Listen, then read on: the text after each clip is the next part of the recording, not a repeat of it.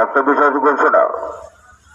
বিশেষ ঘোষণা Matabari electric sub division এলাকা এবং কাকরাবন ইলেকট্রিক্যাল সাব ডিভিশন এলাকার মধ্যে অর্থাৎ উদয়পুর মহকুমার মধ্যে যে সমস্ত জলাশয় যেখানে এখনো জলমগ্ন অবস্থায় জলাশয়গুলি সেই সমস্ত পার্শ্ববর্তী এলাকার জনগণকে জানানো যাচ্ছে যে মাতাবাড়ি সাব ডিভিশনের অন্তর্গত বা কাকরাবন সাব ডিভিশনের অন্তর্গত দক্ষিণ মোড়াপাড়া চন্দ্রপুর মহারানী ভিলেজ এবং হরিজলা ইটাছড়া কার্যাবনী রানী ক্যানাল চমনি উদয়পুর ভাঙ্গারবান সোনামুড়া চমনি খিলপাড়া রাজধানগর নান্নাডিগির পাড় ইত্যাদি বিভিন্ন এলাকায় জনগণকে কোনো অবস্থাতে নৌকা দিয়ে মাছ ধরার জন্যে বা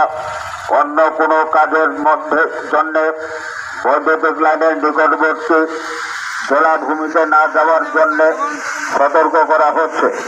কারণ বন্ধুয়ার্থ রানী পর্যন্ত 33 কেভি বিদ্যুতের লাইন এই জলাভূমি দিয়ে রয়েছে। এছাড়াও অন্যান্য বিদ্যুতের লাইনগুলি চালু রয়েছে। তাই যদি মাছ ধরতে বা অন্য কোনো কাজে ওই সমস্ত জলাকীর্ণ এলাকায় নৌকা দিয়ে যান তবে লম্বা কাঁচা বাঁশ বা বৈঠা বৈদ্যুতিক লাইনের সংস্পর্শে এলে বিদ্যুৎ পৃষ্ঠ হয়ে জীবনহানির আশঙ্কা রয়েছে।